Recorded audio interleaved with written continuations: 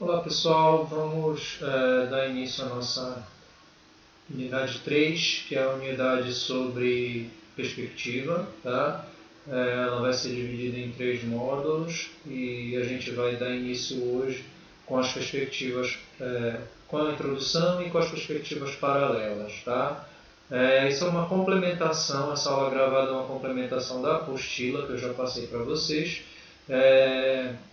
Vamos ver como a aula vai se desenvolver e vou logo também deixar gravadas as outras duas aulas e aí depois eu abro para vocês tirarem as dúvidas de vocês quanto aos exercícios, tá? Perspectiva é algo extremamente importante, é uma enorme ferramenta que nós temos para visualizar, para projetar, para a fazer a apresentação de projetos, para poder comunicar.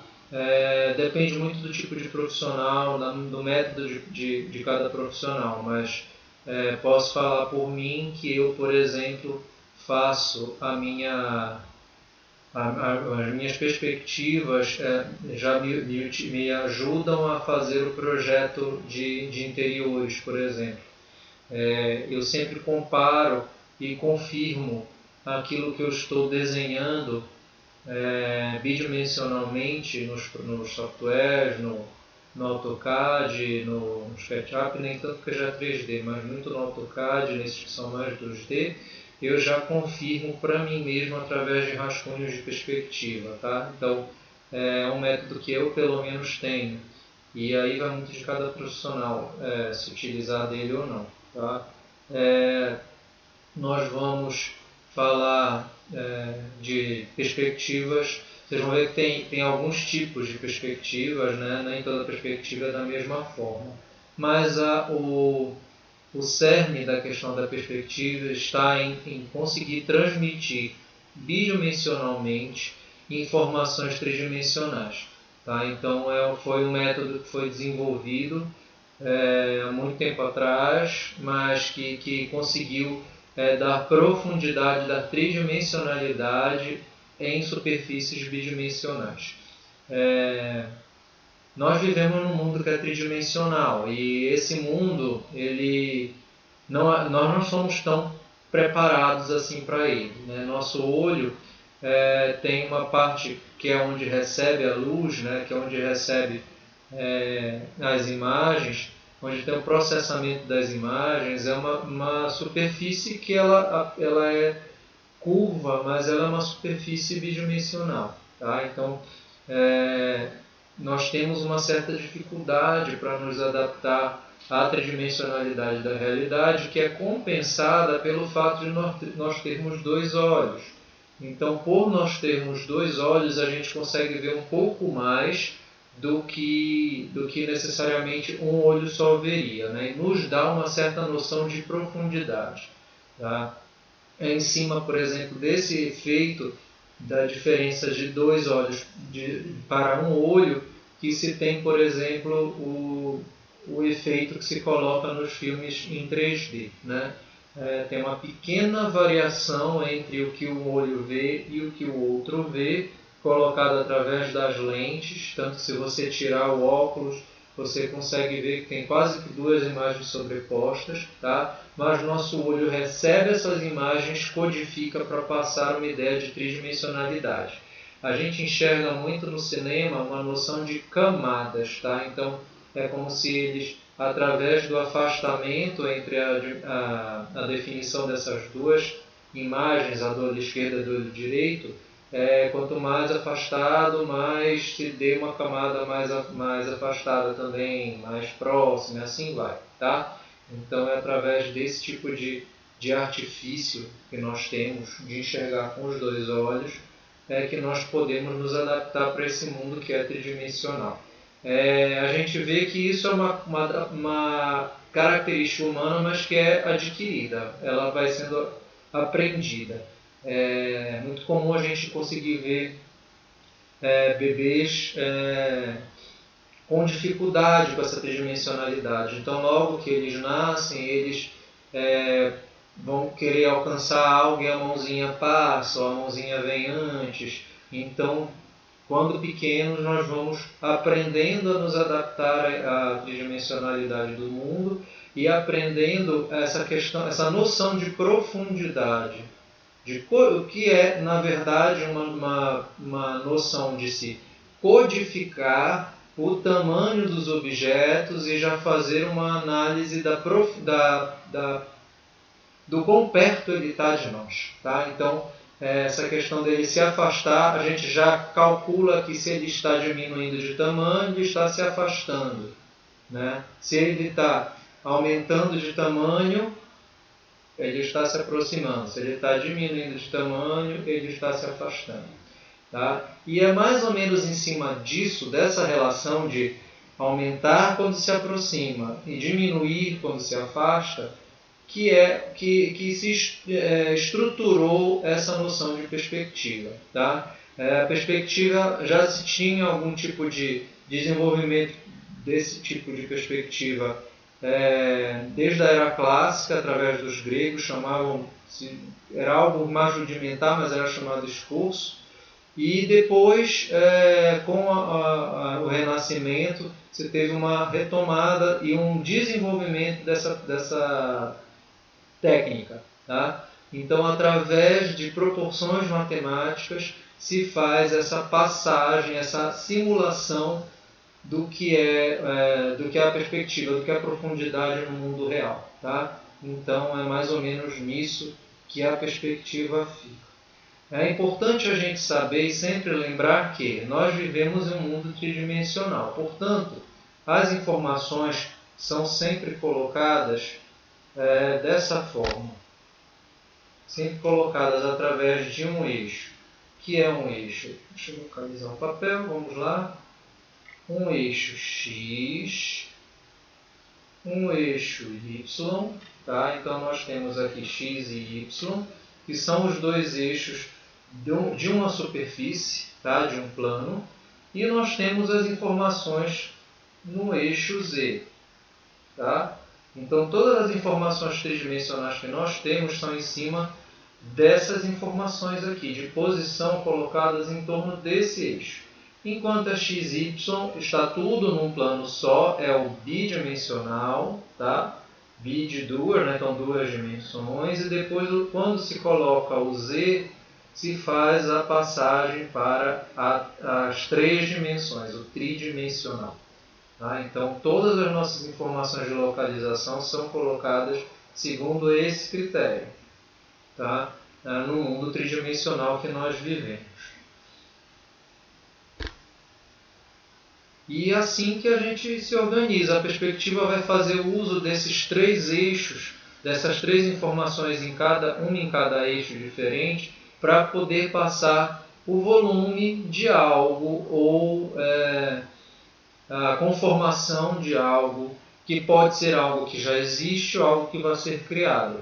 Tá? Então é nisso que a gente vai se estruturar. Vocês vão ver que sempre que eu estiver falando de perspectiva, eu vou falar dos eixos. Eu vou falar de como os eixos se organizam, para onde vai um, para onde vai o outro e assim vai.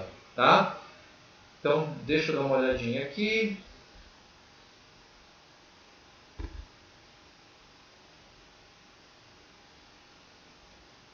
Então, o que acontece com a perspectiva? Tá? A perspectiva ela vai fazer uso desse artifício dos três eixos para poder simular a tridimensionalidade. Tá? Então, deixa eu tentar fazer um outro desenho aqui para a gente poder enxergar melhor. Então, aqui eu já falei, são os três eixos. O pensamento da perspectiva é o seguinte: é como se você estivesse colocando vários planos colocados empilhados um sobre o outro. Tá? Então, é como se você organizasse um plano sobre o outro. Tá? Então, assim que a gente vai organizar a perspectiva. Tá? Então, a gente pensando na superfície, que pode ser da mesa, do plano base, a gente tem as medidas colocadas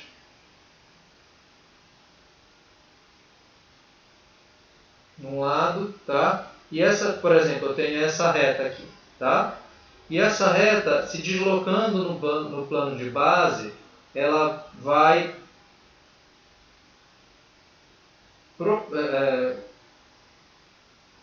diminuindo gradualmente,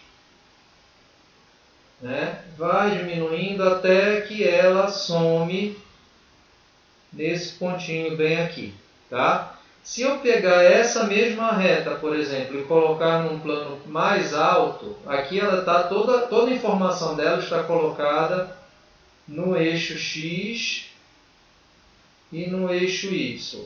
Tá? Então aqui eu tenho o eixo X e aqui eu tenho o eixo Y que está correndo para cá, para esse pontinho onde ela sumiu. Tá? Se eu for colocar alguma informação aqui para cima, no eixo Z, a gente já vai ter, por exemplo, se ela estiver colocada para cima, então tem essa mesma reta colocada aqui, e ela vai diminuindo proporcionalmente até chegar no pontinho também.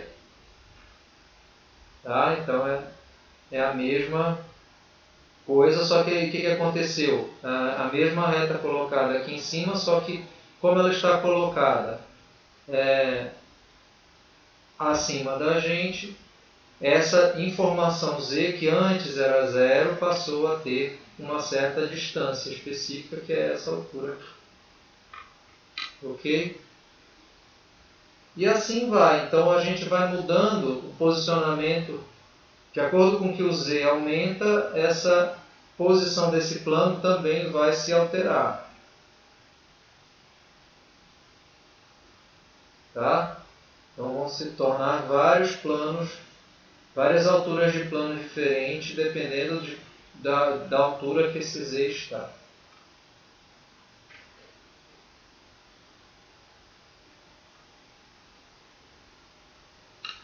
Ok? Então,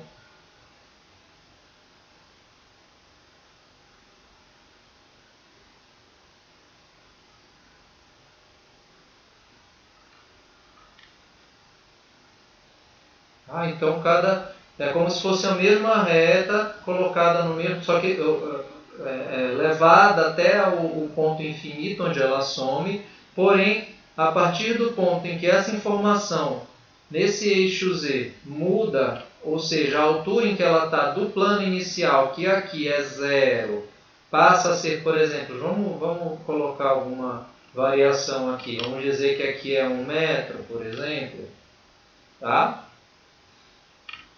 A gente já mudou o plano, então a informação de tudo isso que está colocado aqui, dessa reta colocada aqui neste plano específico, já fica do que aqui era um Z0, passa a ser um Z igual a 1.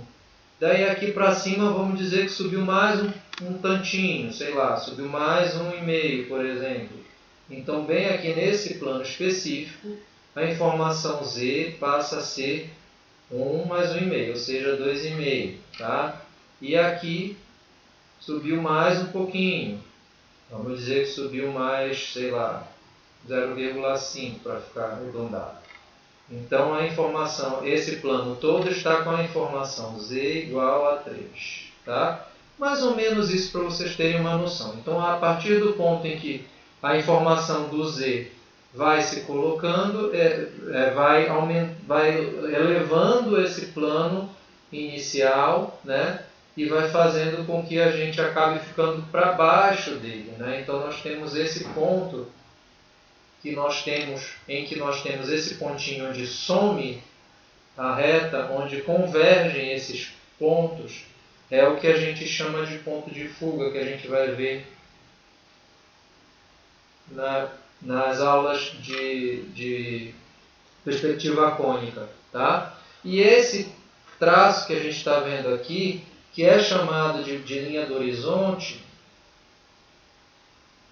nada mais é do que a medida da altura do observador. Então, esse ponto aqui é como se o observador estivesse aqui, ó.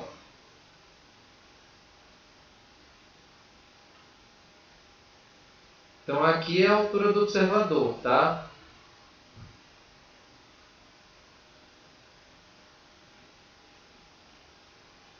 Certo? Então, essa altura aqui, geralmente, é convencionada a se colocar uma altura de 1,5, de 1,50. Claro que isso varia de acordo com a população, de acordo com a estatura da população, com a pessoa em questão e tudo mais. Mas essa informação é extremamente importante para nós, porque a gente vai fazer nosso desenho baseado numa informação prática, ou seja, a partir do tamanho do observador em relação ao tamanho do objeto que é desenhado, eu vou começar a pensar se ele vai estar abaixo ou acima dessa linha específica, que é a linha do horizonte, ok? Onde estarão localizados os pontos de fuga, pelo menos 2 dos pontos de fuga, tá? Mas isso a gente vai deixar para ver na próxima aula. Esse aqui é só para vocês poderem entender como funciona a perspectiva, ok?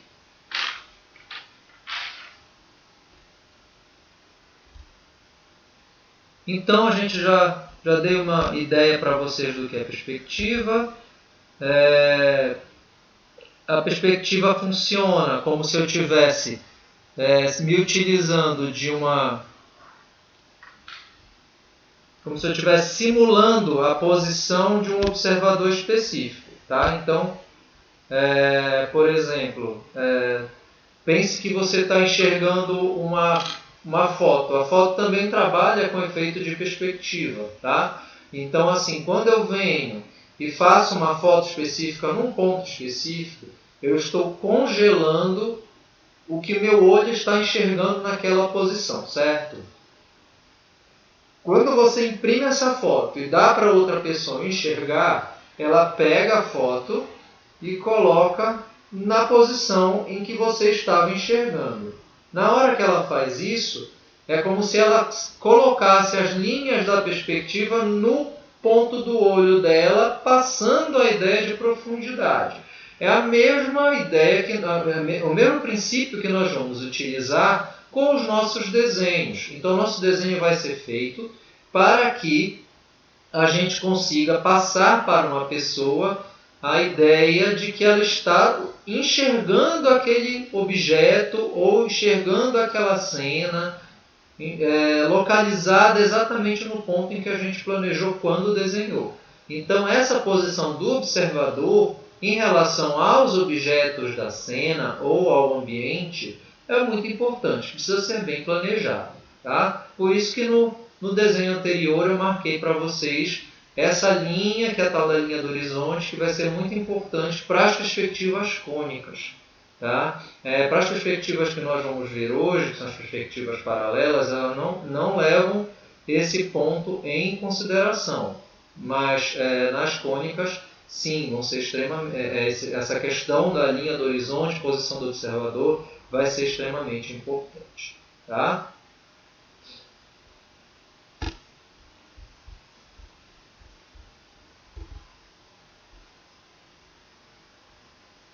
Então, assim, nós temos duas diferenças básicas quando se fala de perspectiva, que é em relação aos métodos de trabalhar, né? Nós temos perspectivas cônicas e perspectivas paralelas. Eu vou tentar fazer aqui para vocês poderem entender a diferença de um para o outro. Então, bem aqui, por exemplo, eu vou fazer uma simulação de perspectiva paralela.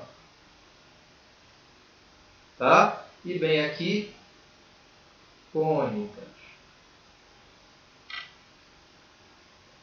Tá? A perspectiva, todas elas envolvem a mesma questão, que é a questão de você mostrar as informações nos 3 planos. Então, essa questão do posicionamento dos eixos vai ser muito importante, tanto aqui quanto aqui, certo? Então, vamos lá. Na perspectiva paralela, esses planos, esses eixos vão estar colocados sempre na mesma direção. Então, o que acontece? Nós temos 2 tipos de perspectiva paralela. Nós temos uma perspectiva que é assim, os eixos se comportam dessa forma aqui, ó.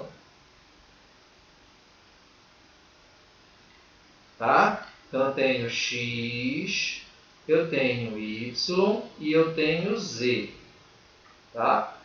O z indo sempre para cima, na ortogonalidade do plano. Tá? E tem um outro tipo de perspectiva paralela que se comporta dessa forma. O z fica no local, indo para cima, e nós temos o plano horizontal marcado por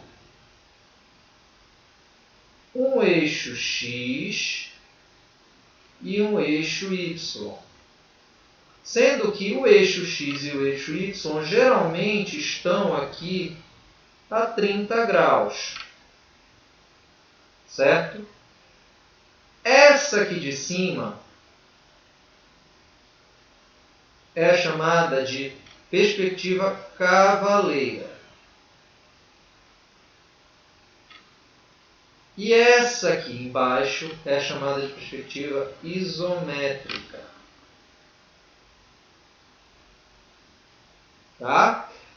Por que essa é chamada de cavaleira? Essa foi o primeiro método de perspectiva que foi desenvolvido e era muito relacionado com navegação, com mapas, principalmente com questões militares. Tá? Então, por isso ela leva esse nome de cavaleira. Tá? Ela funciona com você colocar a face frontal em sua verdadeira grandeza.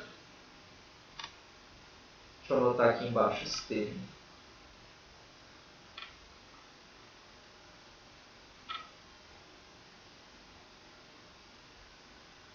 Que é igual às medidas reais. Tá? Verdadeira grandeza é um termo que a gente usa quando a gente está colocando as medidas iniciais do desenho. Tá?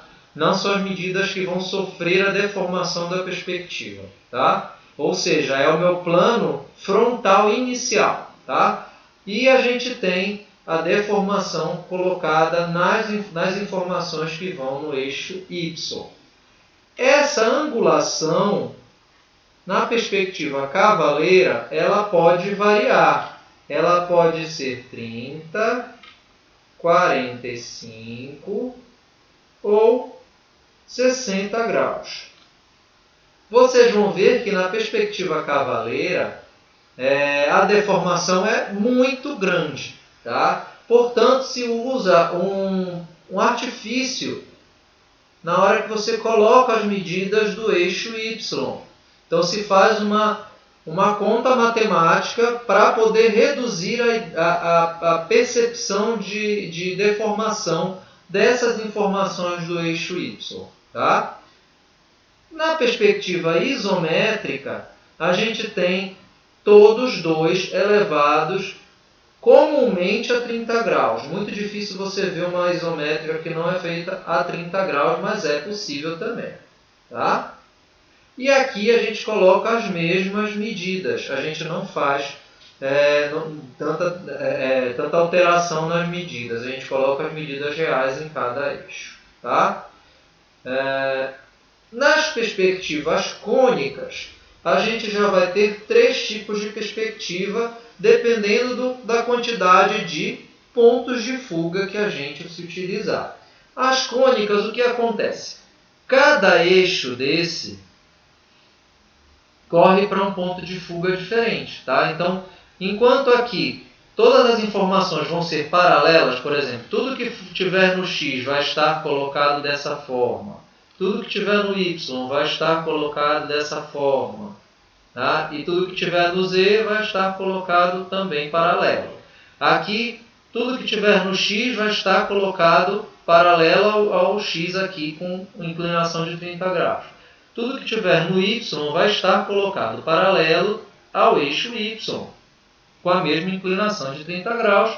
Tudo que tiver no Z vai estar colocado paralelo ao eixo Z, ou seja, a 90 graus do nosso plano. Tá?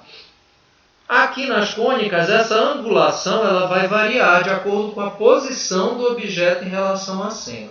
Nós temos aqui, então,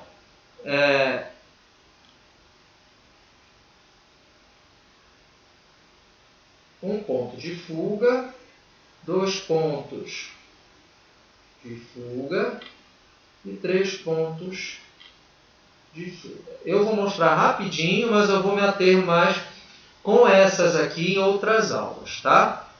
Então, a de um ponto de fuga, o que se coloca? Eu tenho a minha informação x se mantém sempre paralela, a minha informação em z também fica sempre paralela, e o meu eixo y ele vai correr para o ponto de fuga. Então, vamos dizer que o ponto de fuga é bem aqui. Então, o meu y vai correr para o ponto de fuga. Quando eu for colocar uma informação, por exemplo, nessa posição do plano, o que vai ter aqui? Aí eu tenho meu eixo x, você pode ver que ele está paralelo, tá? Eu tenho meu eixo z, que está também paralelo, certo? Só que a hora que eu for fazer o meu eixo y, ele vai correr para o ponto de fuga. Então, meu eixo y vai estar correndo para o ponto de fuga. E assim vai. Dependendo da posição em que você colocar, esse eixo y vai correr para o ponto de fuga, formando o quê? Um cone. Por isso, é perspectiva cônica. Elas fecham em um cone, quando é um ponto de fuga, em 2 cones, quando é 2 pontos de fuga, ou em 3 cones, quando é 3 pontos de fuga. Tá? Quando a gente tem uma perspectiva de 2 pontos de fuga, o que acontece? Eu tenho meu z, que segue sempre paralelo.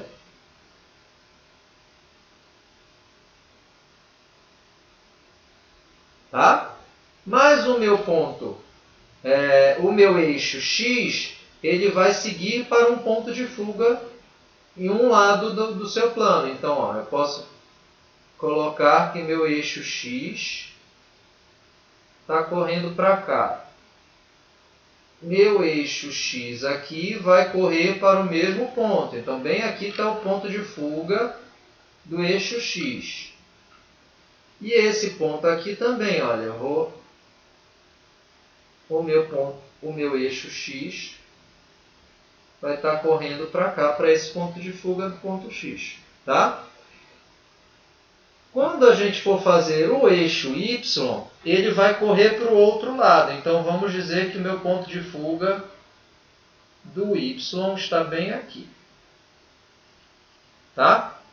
Então, quando eu for colocar o meu desenho no eixo y, ele vai daqui se encontrar até esse. Ó. Então, vai fazer isso. Y. Tá? Quando for para cá, a mesma coisa. Ó. Y. E aqui também a mesma coisa. Tá? E por fim, 3 pontos de fuga, que é uma perspectiva um pouco mais difícil, ela se utiliza, ela leva os 3 eixos para 3 pontos de fuga. Certo? Sendo que é um tipo de perspectiva que dá uma noção de verticalidade muito grande. Portanto, ela é utilizada quando você quer mostrar um objeto que é muito menor do que o observador ou um objeto que é muito maior do que o observador. Então, um caso clássico de pontos de fuga é o caso dos edifícios, em que a gente vê aquela cena que é colocada assim, né?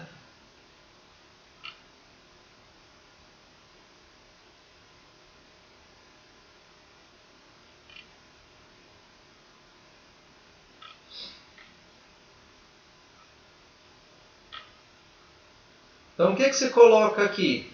Por que eu tenho 3 pontos de fuga? Porque eu tenho os meus eixos x se encontrando num ponto de fuga, os meus eixos y se encontrando num outro ponto de fuga, e os meus eixos z se encontrando no terceiro ponto de fuga, que está lá para cima. Ó. Ele está lá em cima, tanto que até fugiu do nosso plano aqui de vista. Tá? Então, essa é uma perspectiva com 3 pontos de fuga. Nesse caso, nós temos dois modelos, desculpa. Nós temos, ela sempre vai se colocar de forma triangular. Então eu tenho 2 pontos de fuga, tá, embaixo, e o terceiro vai para cima. Esse é o ponto de fuga de um objeto maior que o observador, tá? Outra opção que nós temos é de colocar 2 pontos de fuga, o X e o Y, tá? E o terceiro ponto de fuga ir para baixo. Esse é um caso de objeto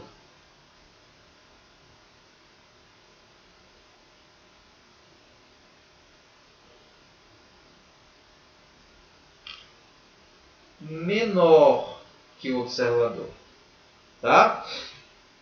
Então, quando a gente usa 3 pontos de fuga, é para dar mais verticalidade.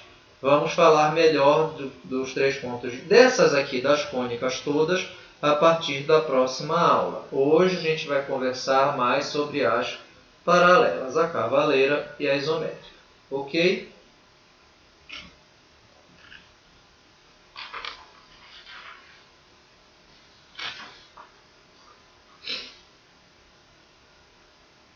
Então, como eu falei para vocês, a perspectiva cavaleira e a perspectiva isométrica são perspectivas paralelas. Portanto, as linhas dos nossos planos vão correr paralelamente. Elas não vão confluir para um ponto de fuga, elas vão correr paralelamente. São perspectivas que levam ao raciocínio matemático de que o ponto de fuga está no infinito. Tá? É um pensamento matemático para poder justificar que as retas não vão se encontrar, ou seja, elas vão se encontrar no infinito, portanto elas vão correr paralelas. Tá? O que importa para a gente é o desenho em si. Tá? Na perspectiva cavaleira, como eu falei para vocês, a perspectiva cavaleira leva em consideração um eixo X e um eixo Z paralelos, tá? E um eixo Y que fica com uma inclinação variável, que pode ser aí, esse ângulo pode ser de 30 graus, 45 graus ou 60 graus, tá? Então vamos pensar, por exemplo, que eu vou desenhar uma mesa, algo simples, uma mesa, tá? Então, como é que a gente vai fazer isso? Nós já temos, você vai definir qual que é a angulação do seu Y. Vamos pensar que eu vou fazer uma mesa, vou usar um esquadro, tá? Vou usar um esquadrozinho para poder me auxiliar, tá? Claro que você pode usar, é óbvio, na perspectiva, você precisa de linha reta e às vezes você não utilizando régua, principalmente para ligar até um ponto de fuga ou para fazer as paralelas, começa a ficar bem torto, tá? Então, se utilize de régua, não tem problema nenhum, tá? E outra dica também que já fica, abrindo um parêntese, passe a limpo. A hora que você achar que está muito sujo, por exemplo, passe a limpo. Eu canso de fazer isso. Faço um rascunho das minhas perspectivas num papel, daí eu pego e coloco o outro, tento acender uma luz, uso uma mesa de vidro, acendo uma luz de baixo, coloco um abajur mesmo embaixo, e aí eu passo as linhas já corrigidas e depois eu passo tudo a limpo. As minhas perspectivas, já mostrei para vocês em aula, né, minhas perspectivas da parte de interiores, que eu ainda faço à mão às vezes. Eu costumo fazer do ambiente, né, para os objetos. Então eu costumo desenhar o ambiente todo e depois eu vou colocando os móveis, colocando os objetos, fazendo do maior para o menor. Então as coisas elas vão se sobrepondo. Quando eu passo a limpo, eu já passo tirando as sobreposições, entendeu? Então não preciso ficar apagando o tempo inteiro, tá? Então vou me utilizar de um esquadro e vamos fazer aqui a nossa perspectiva cavaleira. Tá? Vamos supor, eu vou fazer aqui, para poder dar uma medidinha para vocês, eu vou colocar como se fosse uma mesa feita em cima de um cubo de 3x3x3, tá? Que aí a gente já consegue enxergar através da régua. Então vamos lá. Então, eu falei para vocês que era como se fosse uma mesa feita em cima de uma medida de 3 de x, 3 de comprimento, por 3 de largura no y, por 3 de altura no z. Tá? Então, bora lá começar. O que a gente geralmente faz? Como vocês podem ver aqui, eu vou fazer um desenhinho aqui dessa mesa, tá? Vou fazer como se fosse, vocês vão ver isso, ou devem estar vendo, né, em desenho assistido por computador, tá? Então,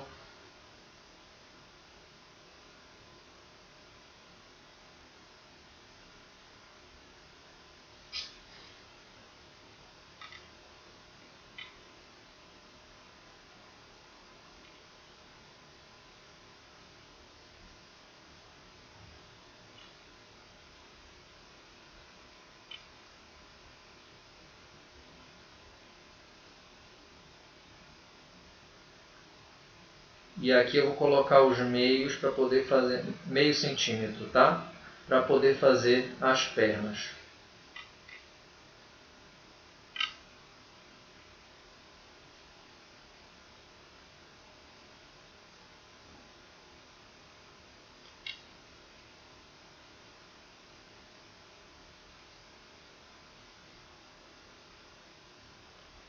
Bem rascunho, bem simples, tá?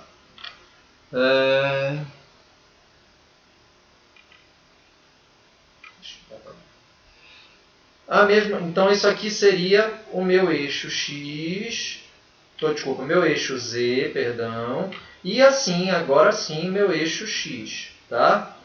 Daí na outra face, então essa aqui seria como se fosse a minha face frontal. Na minha lateral, vai se comportar da mesma forma, tá?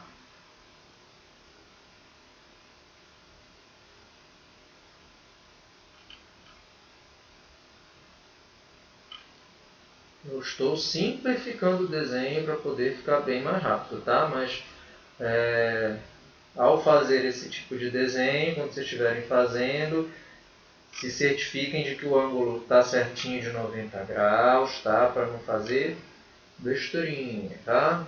Então, opa, estou mexendo a minha câmera.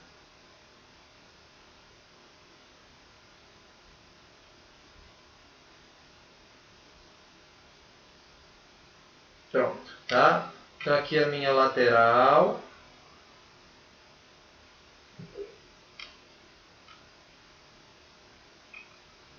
Deixa eu ver aqui, né? E aqui a gente vai ter a parte que seria a vista frontal, né? Então,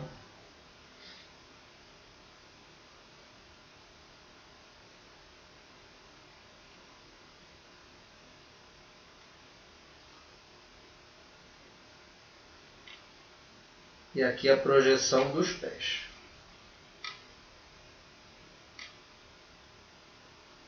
Tá? Rapidinho, só para simplificar para vocês poderem ver.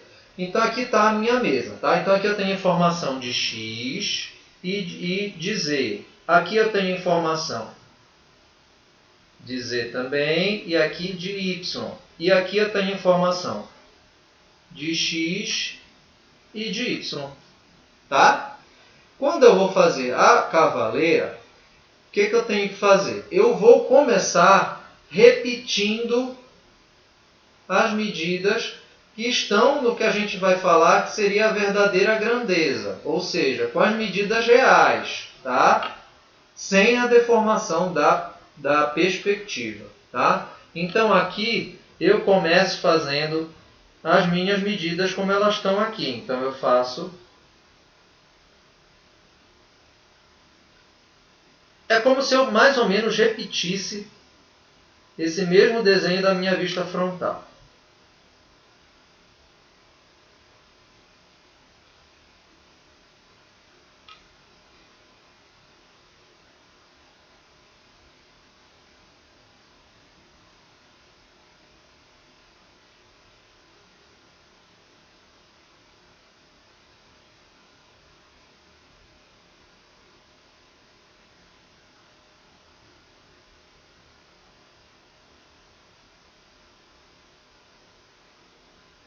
Ok?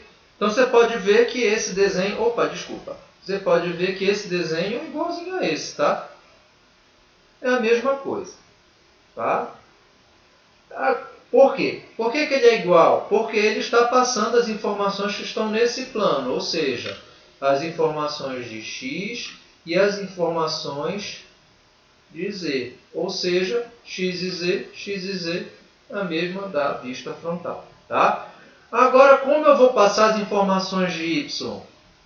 Né? Vamos passar segundo essas inclinações aqui. Escolhe uma delas e mantém uma delas. Tá? Então, vamos escolher 45 graus, por exemplo. Tá? Então, se eu vou escolher 45 graus...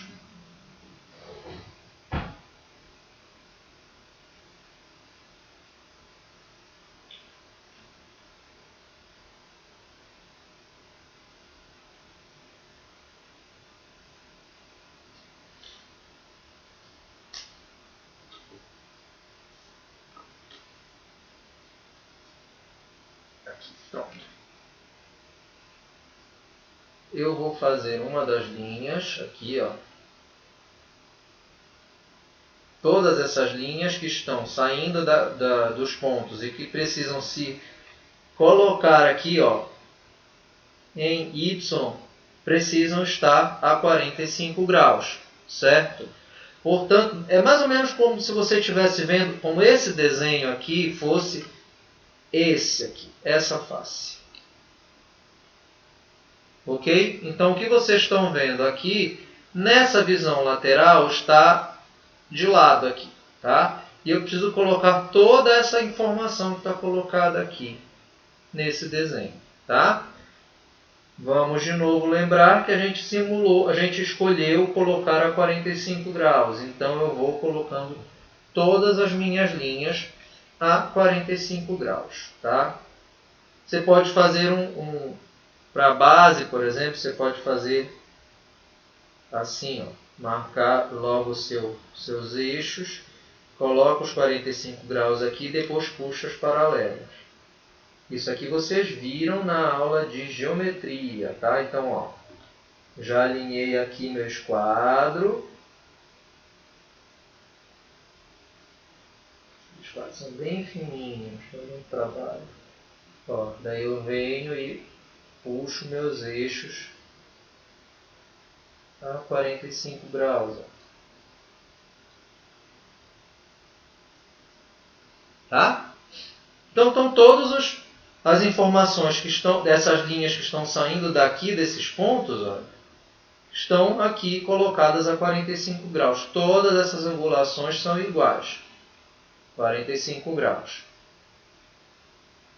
Tá? E aí, o que a gente faz? Eu vou colocar para vocês a medida real, tá? Mas para vocês poderem atentar para uma questão. Aqui vão estar 3, 3, 3...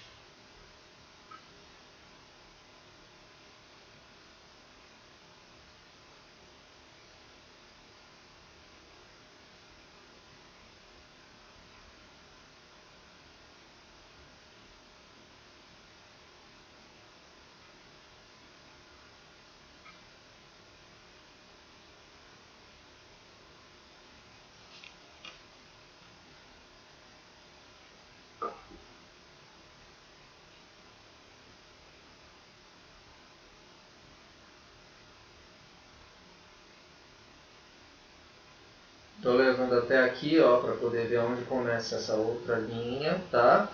E aqui do pé, bora também medir os meio centímetros.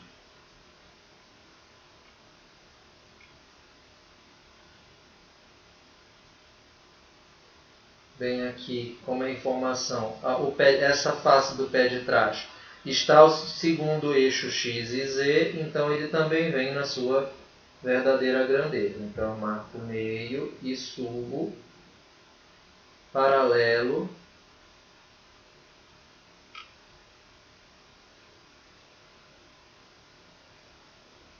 seria mais ou menos isso, certo?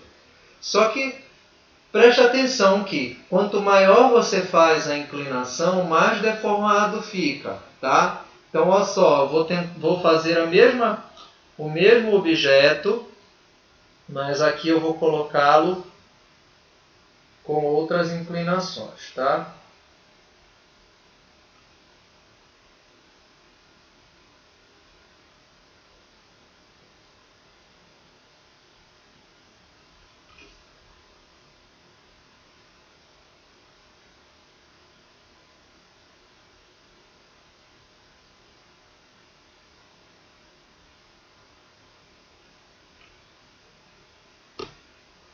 Fazer rápido, tá? Só para vocês não perder muito tempo aqui, tá? Então aqui a gente tem um que eu vou fazer a 60 graus e o outro que eu vou fazer a 30.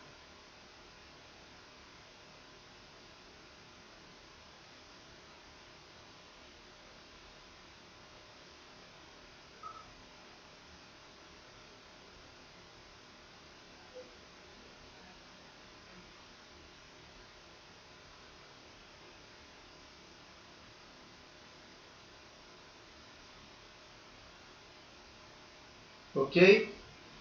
Então, esse aqui vocês viram que eu coloquei a 45 graus.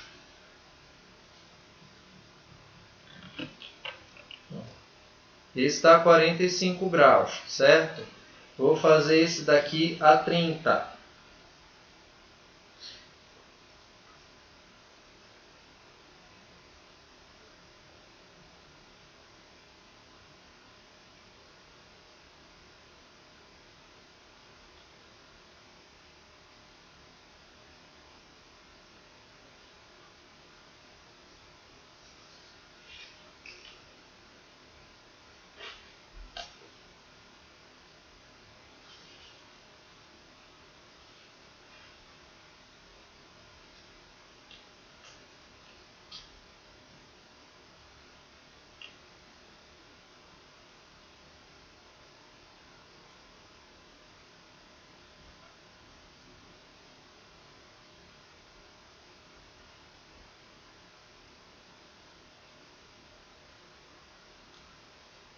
Certo?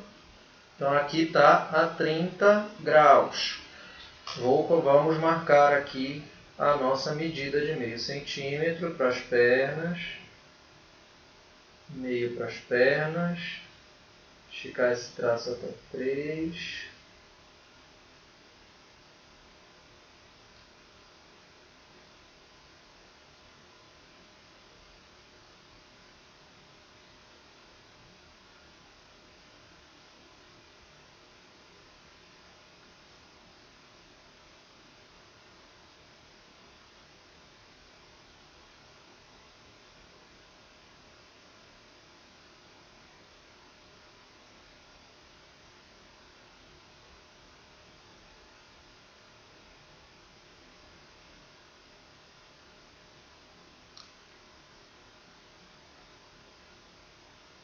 Ok? Então aqui a gente tem... falta essa parte.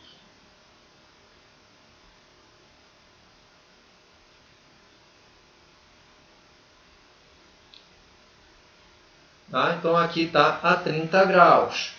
E por fim eu vou colocar esse outro a 60 graus. Tá? Então,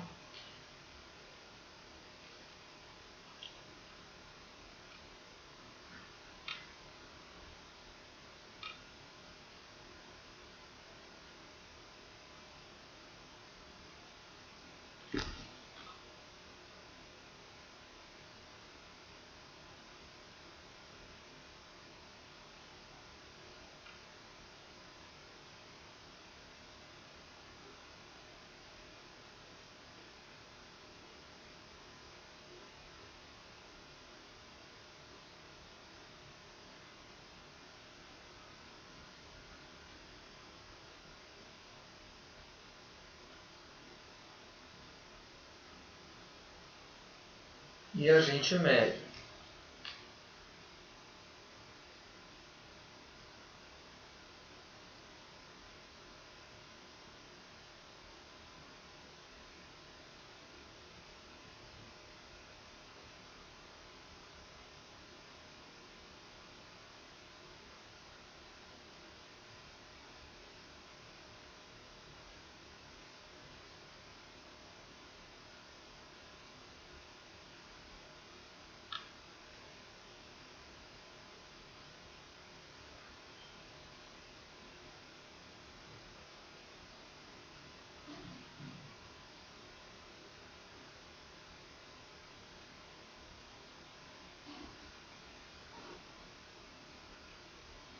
Então, todos três são perspectivas cavaleiras, mas você pode ver que a deformação na medida x, na medida do eixo y, é muito grande na cavaleira. Tá? Então, o que é básico da gente pensar? Quanto mais a gente mantém as medidas para facilitar a questão de transmissão de medida, mais deformado fica. Como aqui a gente tem toda uma face que é apresentada sem alteração de medidas, a deformação vai para outra face, vai para o eixo Y. Então, esse eixo Y causa esse tipo de deformação tão grande. Tá? Então, o que se convencionou fazer? Se faz uma alteração nas medidas do eixo Y a partir do ângulo que você vai colocar. Tá? Então, dependendo do ângulo que você vai colocar, você vai fazer uma adaptação. Tá? Então, o que você vai fazer? Quando você estiver trabalhando a 45 graus, você vai jogar essas medidas, mas você vai jogar todas as medidas que estão aqui no eixo Y divididas na metade. Certo? Então, por exemplo, eu fiz aqui, quando eu for jogar aqui 3, em vez de eu jogar 3, eu vou jogar apenas 1,5. Então, esse objeto já vai ficar com uma aparência próxima a isso aqui. Bem mais próxima do real. Tá? Quando a gente vai trabalhar com um ângulo de 30 graus, a gente deixa isso aqui, essas medidas do ângulo do eixo Y, a 2/3. Então, você, para trabalhar com 30 graus, você pega essa medida e aplica apenas 2/3 dela. Tá? E quando for trabalhar 60 graus, que é a que faz a maior distorção, quando você for aplicar essas medidas do eixo Y, você aplica elas com uma distorção, deixando elas todas apenas a 1/3. Tá? Com isso, essa distorção ela é minimizada e você consegue uma aparência mais próxima do real. Certo? Então, a cavaleira é dessa forma. Você repete a sua face frontal na verdadeira grandeza, ou seja, com as mesmas medidas, tá? E depois você aplica a outra face com uma distorção, uma inclinação. É como se você pegasse esse canto aqui e puxasse para cima. Puxa para cima, gerando uma inclinação, que pode ser de 30, 45 ou 60 graus. Tá? E, se você for utilizar 30 graus, quando você for jogar essas medidas aqui desse lado, você apenas coloca ela diminuída a 2/3. Se for colocar 45, diminui a metade. E se for colocar 60, diminui a 1/3. Ok? Então é assim que se faz a perspectiva cavaleira. Tá? A outra perspectiva que nós vamos ver hoje é a perspectiva isométrica.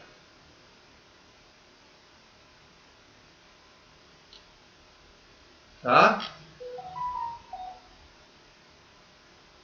A isométrica ela é utilizada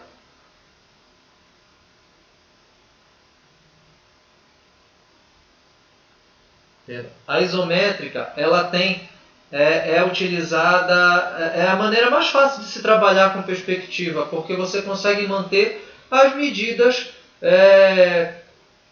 corretas mesmo, as medidas reais do objeto. Só que você aplica essa... Vocês já viram que na perspectiva cavaleira você sobe... Perspectiva cavaleira, você sobe pega a visão, a vista lateral e você inclina ela, mas como se você inclinasse ela a 30, 45 ou 60. Né? A isométrica, você vai fazer a mesma coisa, mas é como se você fizesse nas duas vistas. Então você vai inclinar tanto a vista frontal quanto a vista lateral, tá? Gerando inclinação dos dois lados. Em relação às medidas, você mantém as medidas reais, o que facilita muito não só a questão da percepção do objeto, mas também a questão da execução do desenho e da transmissão de ideias. Então fica muito mais fácil você enxergar tridimensionalmente a perspectiva real através de uma isométrica, muito mais do que de uma cavaleira, que tem aquela distorção de medidas que eu falei para vocês. Tá? Não é à toa que é o tipo de perspectiva que é mais utilizado, principalmente em perspectiva explodida. Perspectiva explodida geralmente é feita com isométrica, né? Que é aquela em que a gente vê os pedaços, né, de algo que vai ser montado, você vê ela separada, exposta. Né? Então, geralmente é feita com isométrica. Tá?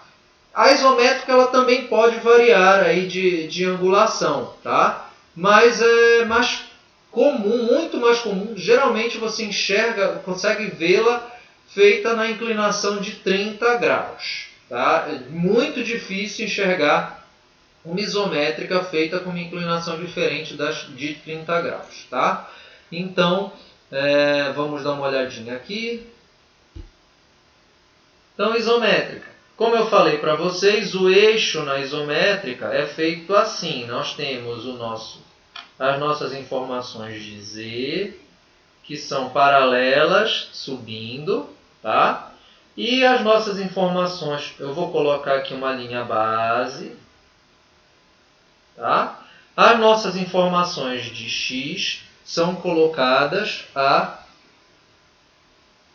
Bora fazer esse negócio direitinho.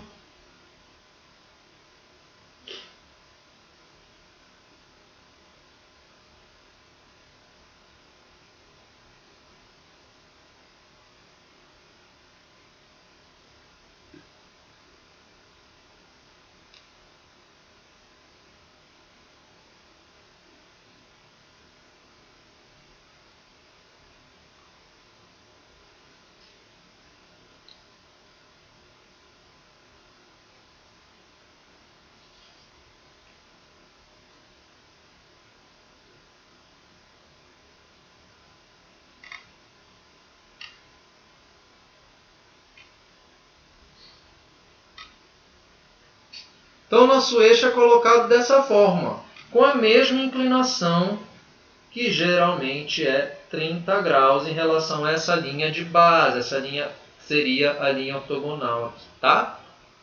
Ou seja, do eixo Z para as inclinações, nós temos o ângulo complementar de 60 graus. Tá? Então, está tudo colocadinho aqui, tá? Então, todo o modelo é feito segundo essas informações.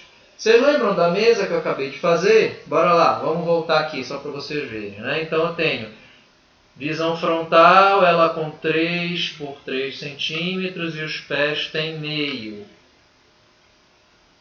E aqui essa espessura também tem meio. Tá? Na outra face também, 3 por 3, e aqui nós temos os pés com meio.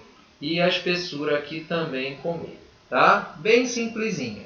Vou fazer esse mesmo desenho lá, aqui, segundo o modelo isométrico, tá? Então, como eu vou fazer? Primeiro eu começo com a minha vertical, tá? Então, eu posiciono a minha vertical.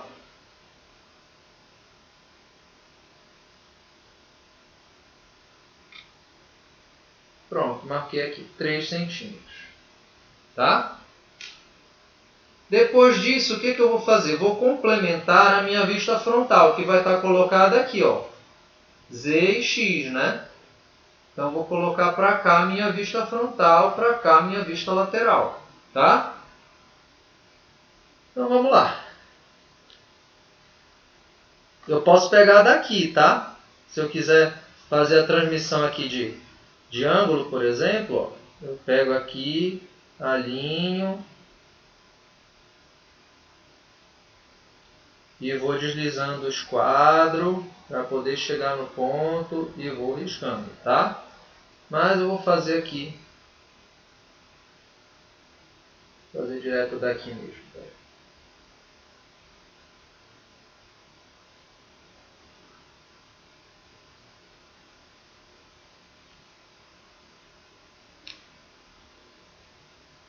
Fazer a minha linha de base auxiliar, ok? E aí, com base nela,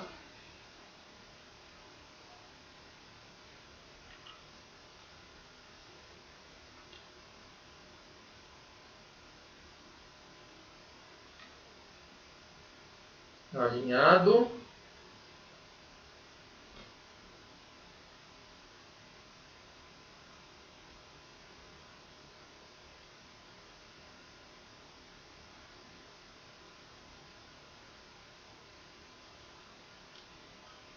mesma coisa eu vou fazer para o outro lado.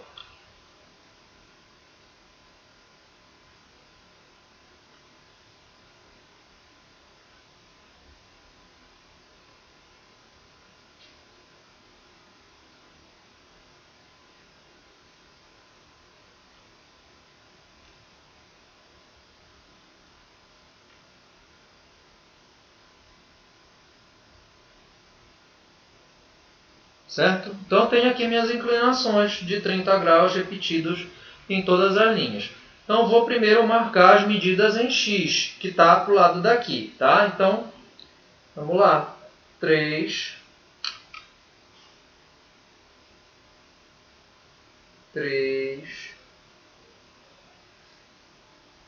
meio, que é o pé, mais um meio aqui que é o outro pé. Vou marcar aqui por conta da continuidade também, meio, tá? E começo a fazer o desenho. Para cá. Aqui eu tenho que lembrar que só tem 2,5, ó. Então para bem aqui.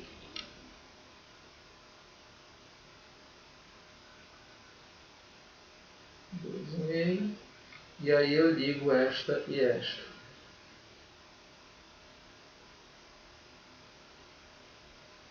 Tá? Então as medidas aqui são as mesmas medidas que a gente tem na nossa projeção ortogonal, tá? Nas vistas ortogonais. Então aqui eu tenho 3 centímetros, aqui eu tenho meio, aqui eu tenho meio, aqui, por exemplo, eu tenho 2, e assim vai, tá? É a mesma coisa com as medidas reais. A única questão é que é como se eu tivesse pego a minha face e puxado ela para cá, tivesse levantado ela, inclinado ela para ela ficar com 30 centímetros de inclinação todinha, tá? Pensa como se fossem várias articulações aqui. E aí eu peguei ela e puxei para cima, tá? Mesma coisa a gente vai fazer para o outro lado, ou seja, as informações do eixo Y. Então, vamos marcar.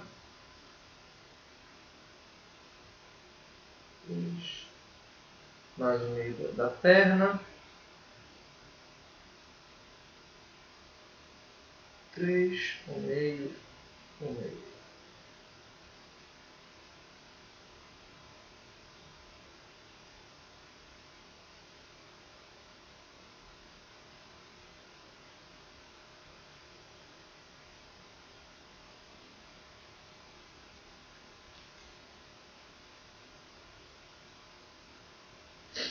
Ok? Então aqui a gente já tem as duas faces colocadas, a face a face XZ e a face YZ já estão colocadas aqui, tá? Agora faltam essas duas perninhas aqui embaixo e eu complemento aqui para o outro lado. Perspectiva paralela, portanto, elas vão seguir esse mesmo modelo, ou seja, vão ser paralelas às linhas que nós já traçamos aqui. Então, você pode localizar o seu esquadro, ó, apoiar com o outro. Opa, deixa eu ver se deu certo. Deu. Apoio com o outro, ó, corro até um ponto específico e risco. Vou até o outro ponto que está faltando, ó, e risco. Tá? Agora a mesma coisa eu faço para o outro lado.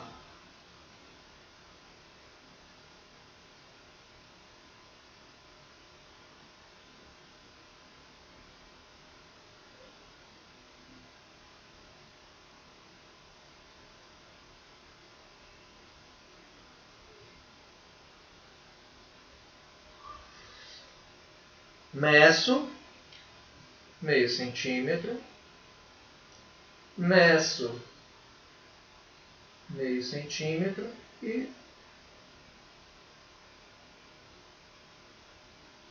risco aqui e aqui. Pronto. Aqui nós temos a nossa mesa feita segundo uma isométrica. Tá? Se você medir, todas essas medidas estão colocadas com as mesmas medidas que estavam na nossa vista ortogonal. Tá? Então, onde é 3 você risca 3, onde é meio você risca meio e assim vai. Tá? Então, é muito mais fácil de trabalhar porque não requer contas matemáticas. E a visibilidade é bem realista, né? É satisfatória. Ela tem algumas deformações, mas ela é satisfatória. Tá? Então, esse é um modelo de perspectiva isométrica. Tá? Para terminar, como é que a gente vai fazer circunferências? Você vai trabalhar a circunferência apoiada no retângulo em que ela está inscrita. Tá? Então você vai marca os meios.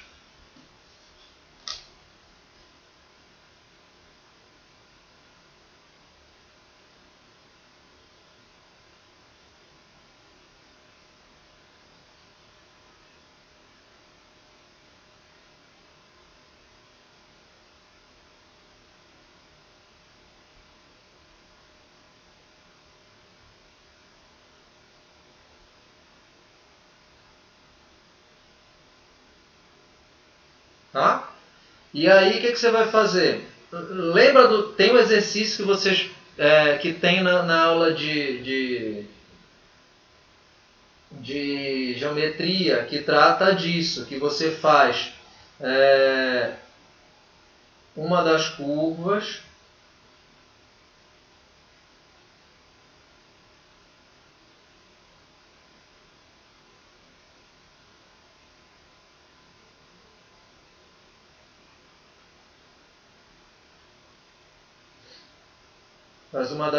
relacionadas com o ponto, então você centra num ponto e faz, e a outra você passa uma diagonal.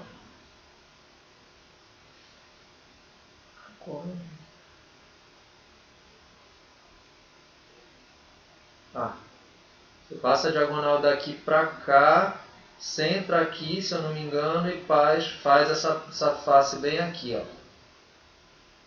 Essa diagonal desse canto para cá, chega num ponto aqui em que você traça seu compasso e risca. Tá? E aí você já tem uma possibilidade de fazer uma curva. Então, para você fazer o retângulo, o circular, você risca primeiramente o seu quadrado em que ela está inscrita, tá? E depois você se utiliza dele como base para você fazer as outras as curvas, tá?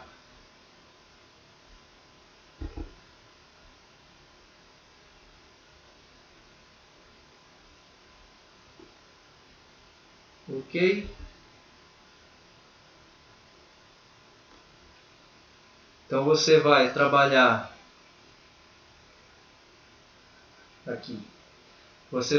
Esse exercício é o exercício que é colocado, está na apostila com o método de elipse inscrito em losango, tá? E aí o que você vai fazer? Você vai centrar aqui e fazer esse lado da sua elipse, centrar aqui e fazer esse lado da sua elipse, certo? E aí depois esse outro lado você vem e traça uma diagonal, que é uma diagonal que vem daqui para cá.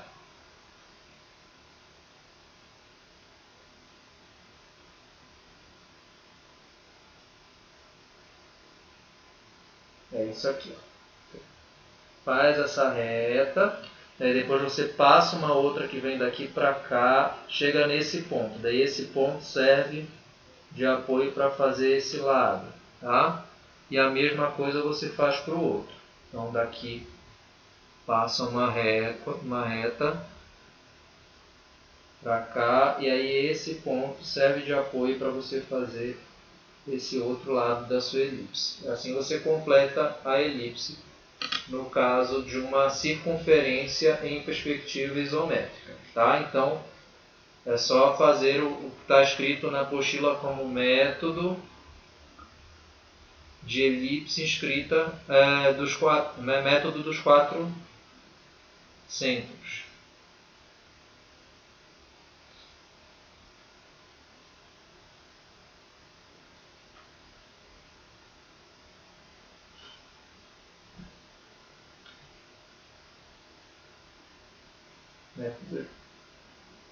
Elipse inscrita método dos 4 centros para elipse inscrita em losango, tá? Então através disso você consegue sair de um retângulo desenhado em uma perspectiva isométrica e fazer a sua elipse, ok?